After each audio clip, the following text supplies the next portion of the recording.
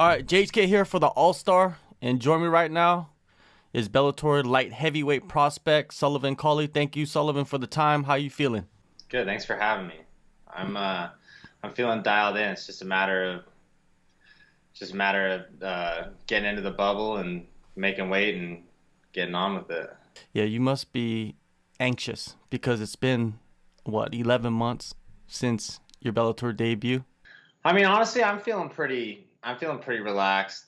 I mean, I like it's been hard having all this off time. I would much rather have fought, pretty much immediately. Obviously, I made it out of the last one unscathed, but between a bunch of factors, it just didn't work out like that. So I just kind of had to roll with it and control what I could control, and I'm just really happy to be coming back now. Yeah, for sure. And do you want to get into those factors? Why it was delayed for so long? Your return? Yeah, I mean, right after the last one, Bellator had kind of a break from events, and then I was supposed to get on the Machida card, and like they offered a couple guys, and it didn't work out, and then I ended up not getting on. They were switching matchmakers, and then I was set to fight for LFA, and then I had a broken hand in sparring, torn my labrum shortly after, so I felt like I just had like a string of kind of like weird events just kind of keep me out. I was able to fight at the WAKO kickboxing national championships. So I got 3 fights there. So at least I haven't been like completely out of the ring for 11 months. But I mean, yeah, I couldn't be happier to be back, and I'm hoping that after this one I'll be able to come back quickly. 11 months.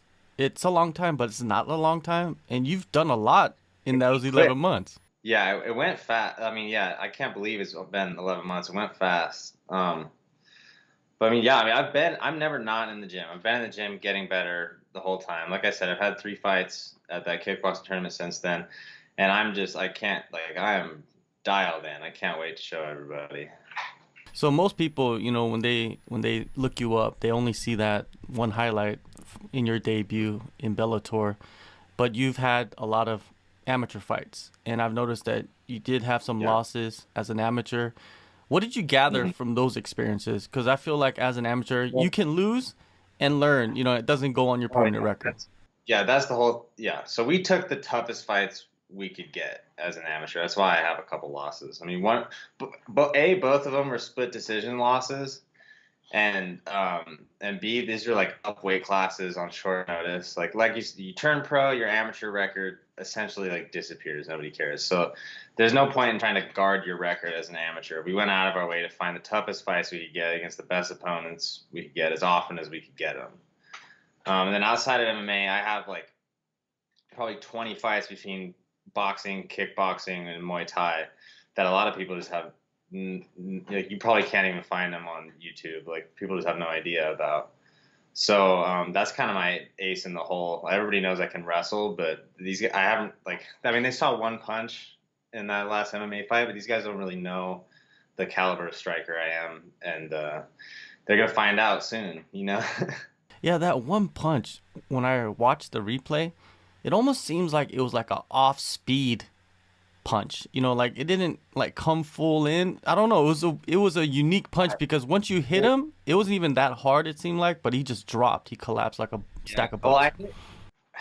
I kind of like changed levels, and then I just went it's a subtle level change. It was like a very quick level change, and I went right into that right hand. It kind of just like froze him there, and that's why he kind of like couldn't react fast enough. And then yeah, when you're fresh, and like I have a lot of hand speed when you're fresh, especially in my weight class with the 4 ounces, like sometimes it doesn't take that much. You know what I mean? Like yeah, I mean 205ers hit hard.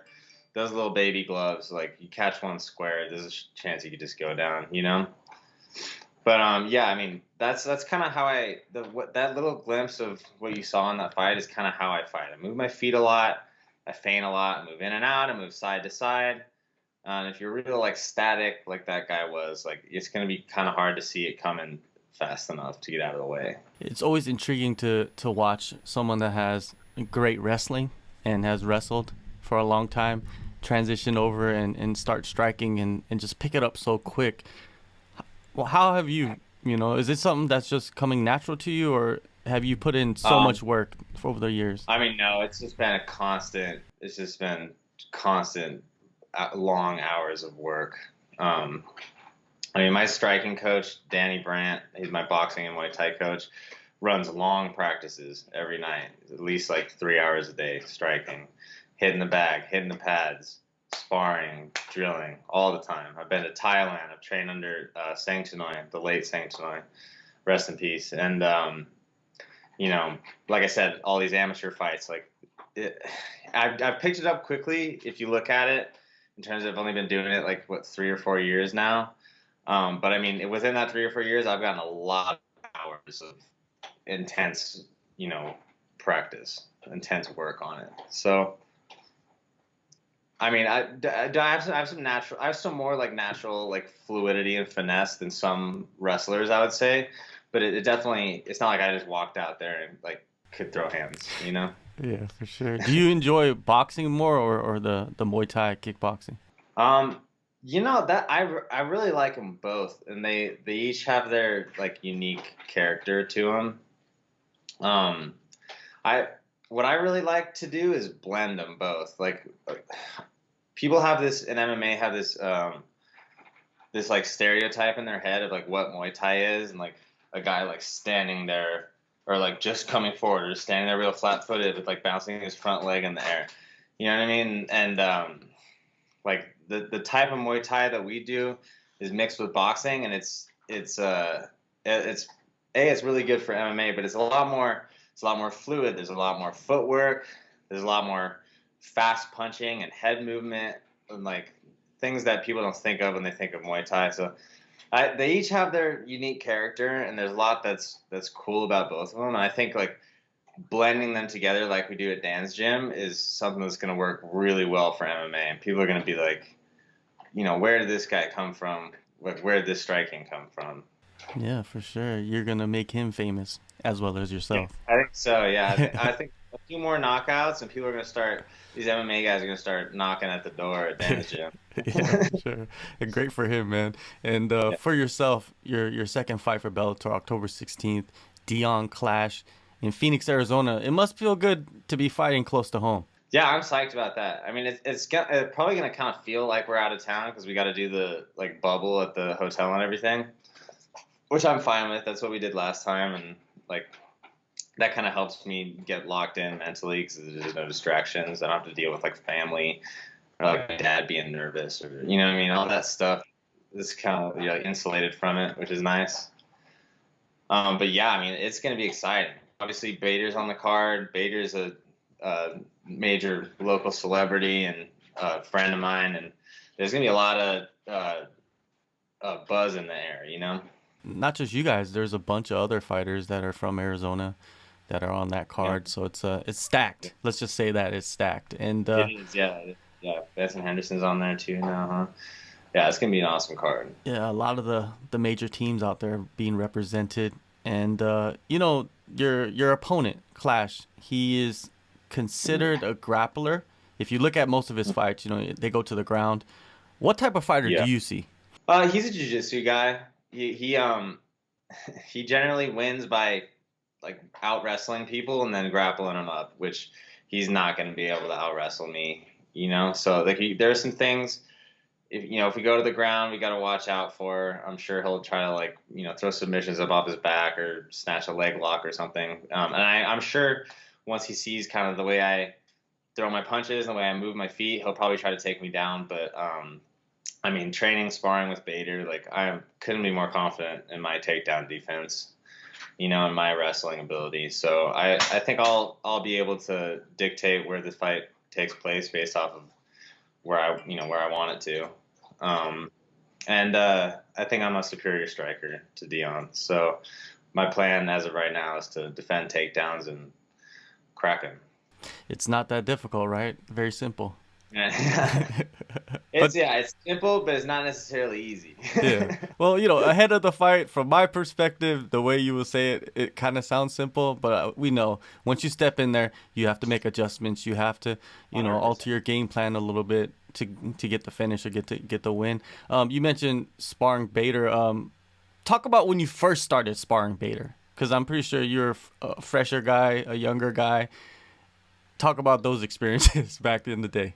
Oh man, yeah. I mean, so when I first showed up, obviously it was a little while to like before they would let me spar with them, because like I came just from wrestling, had no striking, so I kind of had to work my way up to it, and then I mean I have definitely taken a few beatings from him and CB Dalloway as well. I mean these guys are beasts, but over the last couple years, I've just developed so much as a fighter, and I'm like very, very competitive with these guys now. And that gives me a lot of confidence going into fights like this, and I think if you ask them, they would definitely tell you the same thing. The experience is huge in this game.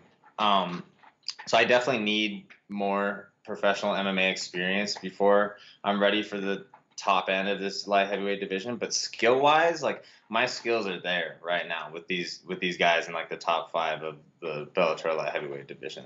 It's just a matter of getting out there, building a record, getting that experience in the cage, in the 4 ounces, like doing the thing to really be like ready for that level, Yeah, no better fighters to be sparring CB Dalloway, Yeah, no, it really Ryan couldn't Bader. even.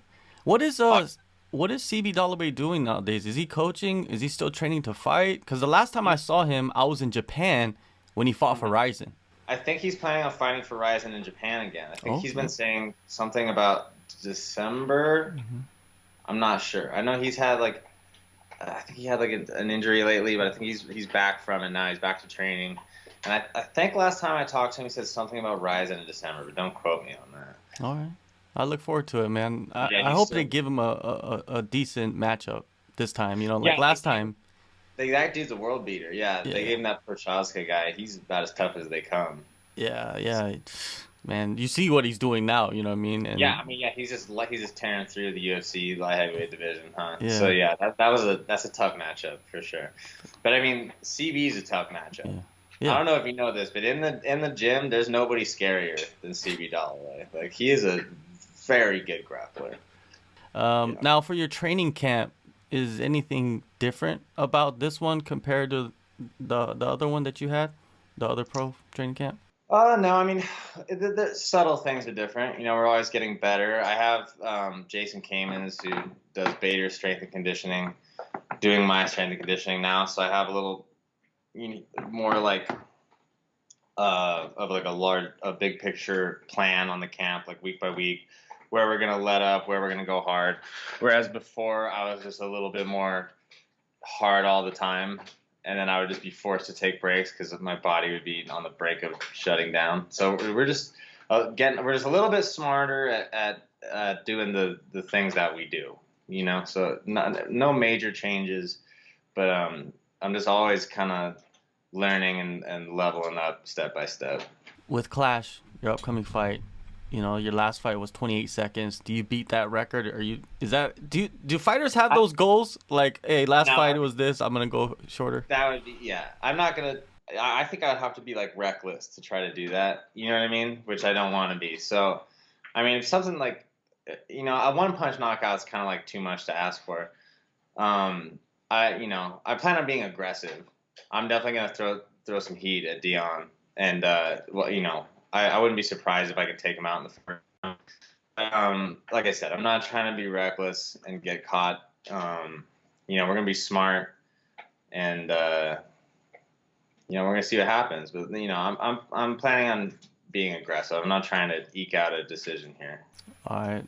One last thing, that night or later that night, the light heavyweight Grand Prix is going on. Your teammate Bader is gonna fight Anderson. Of course, you're gonna pick Bader. But how do you see Bader winning that fight? Bader does well against other wrestlers. You know what I mean? I kind of see it happening the same way he beat like Phil Davis. I mean, Phil Davis just beat Yoel Romero. Dude's a beast. Bader beat him twice. The